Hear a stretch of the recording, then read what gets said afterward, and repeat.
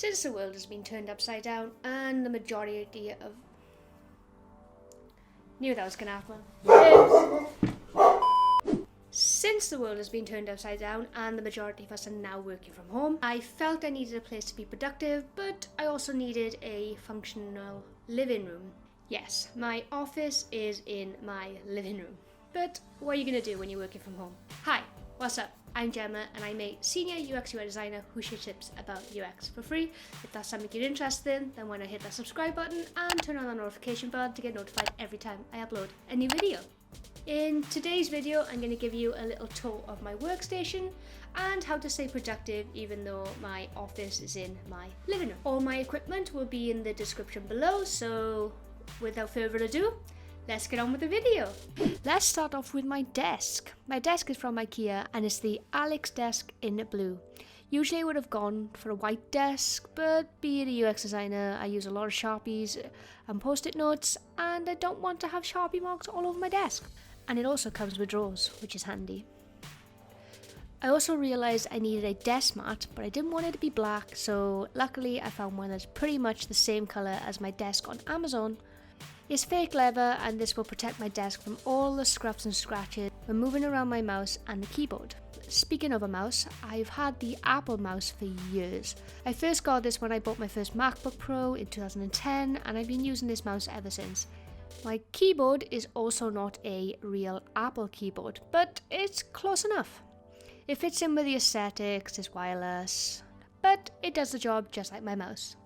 Both my monitors are the same. I've worked in digital for almost 10 years and I've been spoiled in office environments where I get to work with two screens. Since I'm working from home, I knew to be my most productive I would need two monitors. These are ISP monitors and the colour grading is pretty much the same as my MacBook screen, just without the Retina display, and yeah, it's not 4K.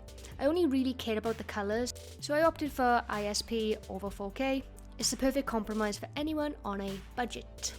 My MacBook is a MacBook 13-inch 2016. Now, this is the standard edition. There's no extras. It was the cheapest model I could get at the time.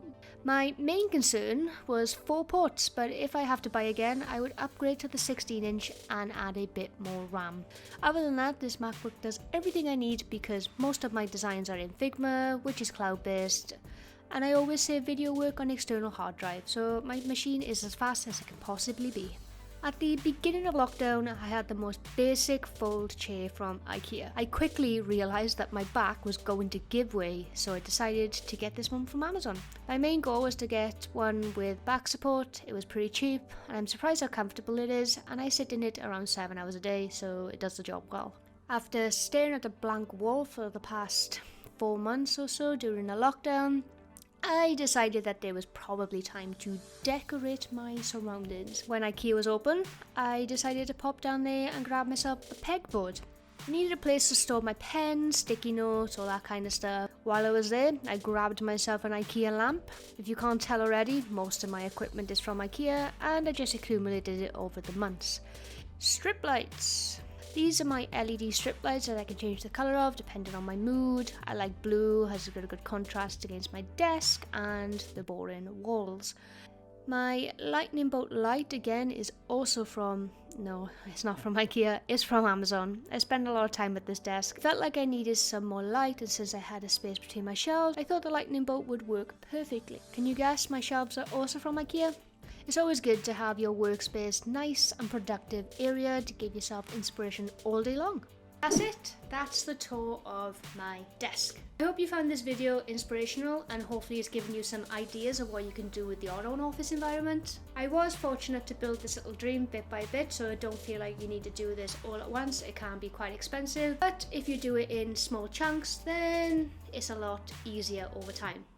Everything I have in my desk is also linked in the description below, so if you want something which kind of looks like this, then feel free. And last but not least, if you like this type of content, why not like and subscribe, turn on the notification bell to get notified every time I upload a new video.